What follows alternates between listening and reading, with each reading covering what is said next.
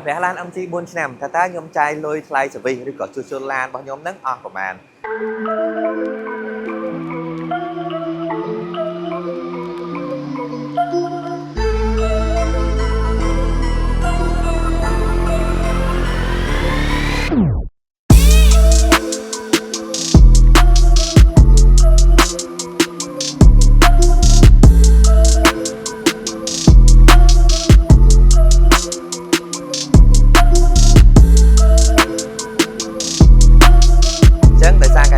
យល់ឡានមកសវិងនៅខាង MG កន្លែងសាខាថ្មីហើយអញ្ចឹងក៏នឹកឃើញធ្វើវីដេអូជូនបងប្អូនផ្ទាល់តែម្ដងថាតើបទពិសោធន៍របស់ខ្ញុំផ្ទាល់ខ្ញុំចែកលើប្រហែលហើយតែកំហូចនឹងទៅលើរឿងអីអញ្ចឹងណាហើយក៏ចង់បញ្ជាក់ជូនបងប្អូនថាបញ្ជាក់ដល់ថែទាំនឹងជួសជុលរថយន្ត MG ឬក៏យើងនិយាយទូស្ដាប់កន្លែងសវិងរបស់ MG ថ្មីនេះគឺនៅលើផ្លូវ50ម៉ែត្រផ្ទាល់តែម្ដងអញ្ចឹងសម្រាប់ខ្ញុំក៏ដូចជាបងដែលនៅមកលខាងនេះនៅ60ម៉ែត្រតាខ្មៅចកាដូងឬក៏បងនៅខាងខេត្តតាកែវខេត្តអីខ្ញុំជឿថាប្រកាសជាត្រូវចិត្តគាត់ដែរព្រោះកាលមុនយើងត្រូវជិះទៅដល់ទឹកខ្លាដែលពេលខ្លះយើងជិះចូលក្រុងអញ្ចឹងទៅស្ទះចាយពេលយូរប៉ុន្តែឥឡូវអត់ទេគឺនៅចិត្តផ្ទះផ្ទាល់តែម្ដងអញ្ចឹងសម្រាប់ខ្ញុំនៅប្លុក60ម៉ែត្រអីនេះសម្រាប់ខ្ញុំគិតថាល្អមែនទែនតែគាត់មកនៅកន្លែងនេះអញ្ចឹងណាអញ្ចឹងពេលដែលត្រូវការសេវាអីផ្សេងអាចយកមកទីតាំងនេះបានហើយពាក់ព័ន្ធជាមួយនឹងទីតាំងលម្អិតហ្មងអត់អីទេខ្ញុំនឹងទុក map ជូនបងប្អូននៅលើ caption ខាងលើផងដែរអញ្ចឹងបកមក topic របស់យើងវិញពាក់ព័ន្ធជាមួយនឹងថាតើ4ឆ្នាំនេះខ្ញុំចាយលុយទៅលើសេវាអីគេខ្លះហើយពាក់ព័ន្ធជាមួយនឹងទឹកលុយអស់ប្រមាណខ្ញុំនឹងប្រាប់លម្អិតនៅក្នុងវីដេអូនេះប៉ុន្តែឥឡូវយើងចូលទៅខាងក្នុងដាក់ឡានសេវាម៉ាស៊ីនតោះ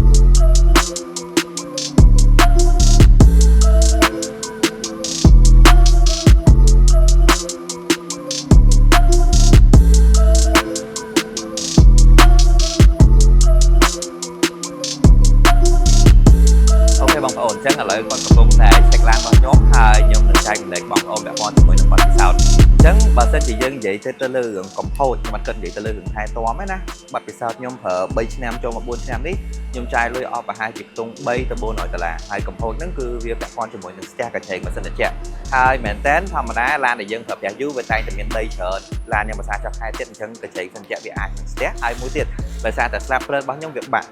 ដល់ពេលអញ្ចឹងទៅអាកំតិចស្លាបព្រើហ្នឹងវាធ្លាក់ចូលទៅក្នុងតយោដែលវាធ្វើឲ្យស្ទះដូចគ្នាអញ្ចឹងនៅពេលដែលខ្ញុំដូរហ្នឹងគឺអស់ទឹកលុយប៉ុណ្ណឹងអញ្ចឹងណាអញ្ចឹងសម្រាប់ខ្ញុំគិតថាខ្ញុំប្រើ3ទៅ4ឆ្នាំអស់ទឹកលុយប៉ុណ្ណឹងសម្រាប់ខ្ញុំអត់មានបញ្ហាហើយបញ្ជាក់នេះគឺគិតទៅលើរឿងកំហុសយើងអត់គិតទៅលើរឿងថែទាំទេសម្រាប់ខ្ញុំការដូរប្រេងការអីហ្នឹងអាហ្នឹងថែទាំយើងអត់គិតទេអញ្ចឹងណាអញ្ចឹងនេះជាប័ណ្ណពិសោធន៍ផ្ទាល់របស់ខ្ញុំមកហើយបើពាក់ព័ន្ធជាមួយនឹង service របស់គាត់សម្រាប់ខ្ញុំគិតថាខ្ញុំ satisfy មែនតើព្រោះសូម្បីតែនៅពេលដែលយើង claim ពាក់ព័ន្ធជាមួយនឹង warranty ព្រោះឡានខ្ញុំ warranty 3ឆ្នាំឬក៏ 100000 គីឡូអញ្ចឹងដល់ពេលដែលមានកំហុសបញ្ហាមួយនោះពេលហ្នឹងគាត់អត់ទាន់មានអាវ៉ាន់ហ្នឹងទេអញ្ចឹងគាត់យកអាវ៉ាន់មកទឹកយកមកដាក់ឲ្យយើងប្រើប្រាស់សិនបន្ទាប់មកយើងចាំអាវ៉ាន់ថ្មីអញ្ចឹងនៅពេលដែលយើងចាំអាវ៉ាន់ថ្មី3ខែគាត់ទេមកឲ្យយើងមកអញ្ចឹងនៅពេលដែលយើងដល់ពេលហ្នឹងយើងយកអាវ៉ាន់ទៅយើងមកដូរឲ្យធម្មតាអញ្ចឹងទៅអញ្ចឹងសម្រាប់ខ្ញុំ satisfy ហើយមួយទៀតក្នុងលក្ខខណ្ឌថាខ្ញុំនិយាយមិនអញ្ចឹងបើសិនជាបងប្អូនបានដឹងអញ្ចឹងវាយូរអញ្ចឹងវា2ថ្ងៃអីអញ្ចឹងណាអញ្ចឹងគាត់ក៏មានឡានសេវីសរបស់ MG ដើម្បីឲ្យយើងប្រើប្រាស់ផងដែរអញ្ចឹងមិនមែនបានន័យថាឡានបងប្អូនដែលយកមកធ្វើឲ្យអត់មានឡានប្រើប្រាស់អត់ទេអញ្ចឹងសម្រាប់ខ្ញុំគិតថាកន្លែងហ្នឹងគួរមែនតើគាត់មានឡានដើម្បីដោះដូរឲ្យយើងប្រើប្រាស់កុំឲ្យខាតការងារបងប្អូនយ៉ាអញ្ចឹងបទពិសោធន៍របស់ខ្ញុំជា overall ហ្មងខ្ញុំ satisfy ជាមួយនឹងសេវីសរបស់គាត់មែនតើហើយក៏ចង់បញ្ជាក់ជូនបងប្អូនដែរថាទាំងអស់ហ្នឹងក៏ដោយសារតែខ្ញុំគិតថាដោយសារតែខ្ញុំយកឡានមកសេវីសទៀងទាត់អញ្ចឹងដល់ថ្ងៃដល់ខែខ្ញុំយកឡានមកដូរប្រេងខ្ញុំយកអីចឹងទៅទោះជាឥឡូវផុតធានាក៏ខ្ញុំនៅតែយកឡានមកសេវីសមក maintenance ដូចឃើញប្រាប់អញ្ចឹងណាហើយពាក់ព័ន្ធជាមួយនឹងកន្លែងសេវីសថ្មីនៅលើផ្លូវ50ម៉ែត្រនេះណាដូចបងប្អូនឃើញខ្ញុំដើរចូលមកអញ្ចឹងពាក់ព័ន្ធជាមួយនឹងកន្លែងរងចាំអីគឺធំទលាយត្រជាក់ម៉ាស៊ីនត្រជាក់មានតរិងមានទឹកអីអាចឲ្យយើងញ៉ាំ free អត់គិតលុយទេកន្លែងអង្គុយចាំក៏ស្រួលហើយអាចមើលឃើញឡានដែលកំពុងតែ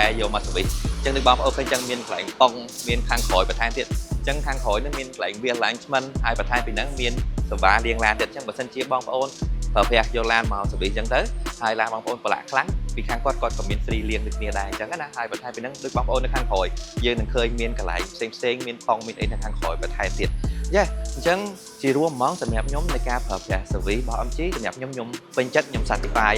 ហើយបើសិនជាបងប្អូនមានសំណួរឬក៏ចំណុចអីអាចទៅរកនៅក្នុង comment ខាងក្រោមបានហើយពាក់ព័ន្ធជាមួយនឹងទីតាំងជាក់លាក់របស់ service នៅលើ Hacomet នេះខ្ញុំនឹងទុក map នៅលើ section ខាងលើអញ្ចឹងបើសិនជាបងប្អូនមានសំណួរអាចទៅរកនៅក្នុង comment ខាងក្រោមបានអរគុណសម្រាប់ការទស្សនាពីខ្ញុំវិទូហើយយើងនឹងជួបគ្នានៅវីដេអូក្រោយជំរាបលា